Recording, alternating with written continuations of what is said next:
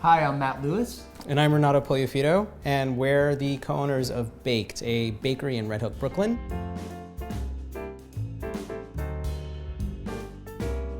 We love the idea that we have this great cafe where people can come and hang out, and it's cozy, and there's good music playing, we've got good coffee. Welcome to Star Chef Secrets. Today we are sharing with you a recipe for a cowboy cookie. We think it makes a great holiday cookie. Usually when you think of holiday cookies, you think of those slice and bake sugar cookies, you think of like little thumbprints, things like that. This is a hearty, delicious, you know, it's all in the name, cowboy cookie. It's a more manly cookie. It's a manly cookie. Today we're here in my kitchen. Welcome, Matt.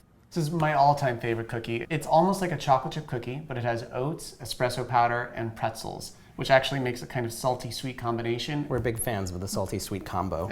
So in this bowl, I have some flour. I'm also gonna be adding some baking soda, baking powder, and salt. And then I'm just gonna whisk this together. And then I'm gonna add my oats.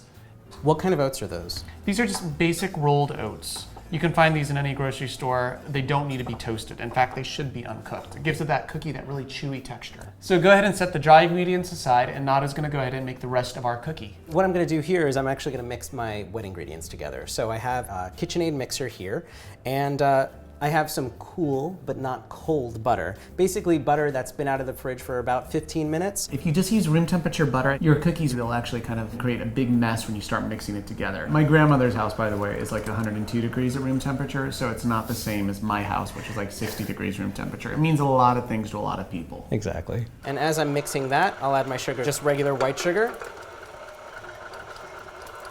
and some dark brown sugar. If you don't have brown sugar at home, you could actually just mix 1 tablespoon of molasses with 1 cup of granulated sugar. Okay, so now I'm just gonna scrape down the bowl, just so I make sure I have all my butter and sugar incorporated. I have 1 egg yolk here and 1 whole egg, so almost 2 eggs.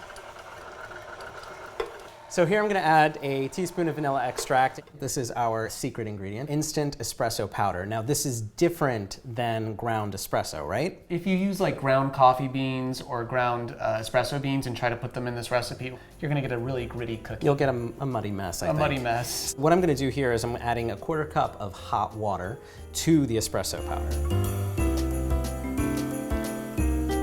Let me just do 1 more scrape down. We like to scrape the bowl a lot. There's nothing more disappointing than scooping all of your ingredients into another bowl and just seeing like a clump of like dry flour or egg at the very bottom. And look at that, you know what? We're almost done. This is a quick holiday cookie. And you know the dough is ready once the last bits of flour have been kind of taken up by the dough. This is a really chocolatey cookie. You can use chocolate chips, but if you get a really great chocolate bar and chop it up, you want like a nice sizable piece.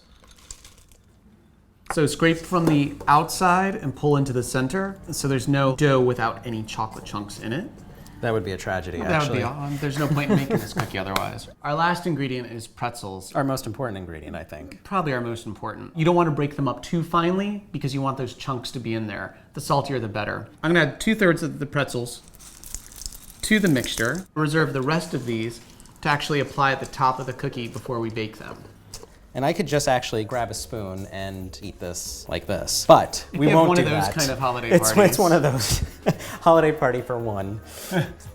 After you've made the dough, ideally you want this dough to kind of sit in the refrigerator anywhere between 12 hours all the way up to 48 hours. You'll notice that the molasses flavor actually is a little more intense each day. All right, so the dough's been chilling for at least 4 hours. And now we're just gonna do the fun part, the easy part, is scooping it out onto a parchment-lined baking sheet. You know, the best way to scoop cookie dough is with an ice cream scoop.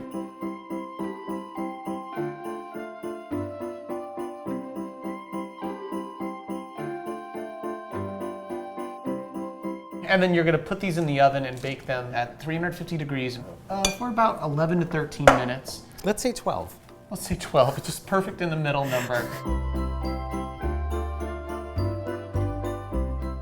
So while our cookies are baking in the oven, we thought we'd share a couple of little tips and ideas with you guys on how to share these great holiday cookies with friends. The first idea is once you have your dough prepared and chilled, you could roll it into a log, wrapped it in some nice parchment, and you want to just get some twine and maybe like a little hang tag. Here I wrote slice and bake at 350 for 10 to 12 minutes. Tie the ends and seal it with the hang tag. All they have to do is slice and bake it. The more lazy person. This is the lazier friend. The other way to kind of gift this, turn this cookie into a giftable idea is to pour all of the dry ingredients into kind of a reusable mason jar or weck jar. And then give them instructions on how to, what else they need to add. Do they need to add eggs? Do they need to add butter? I would say the weck mason jar idea is for someone who's a little more adept in the kitchen. The log is for someone who, maybe keeps their sweaters in their oven. I can tell you if you bring these to any holiday party, no one is going to be able to say no. Happy holidays, and thanks for watching Star Chef Secrets. Don't forget to subscribe. Follow Kevin Gillespie to Chef Dale Talday's Pork Slope for a bite of his Porky Melt, a cheddar bratwurst starring bacon's favorite cousin, the sausage. Plucked from the leaves of mopani trees, mopani worms are a typical African snack. Find out what they taste like on Why Would You Eat That? In this special episode of Taste Explosions, get the director's bird's eye view and go behind the scenes as we prep elaborate foods, then blow them up slow-mo style. Watch Noah and Why Would You Eat That's Michael Truly sample the holiday season's worst flavored vodkas. Then fill your own glass for a farewell salute to the Twinkie. Subscribe for more free tasted treats.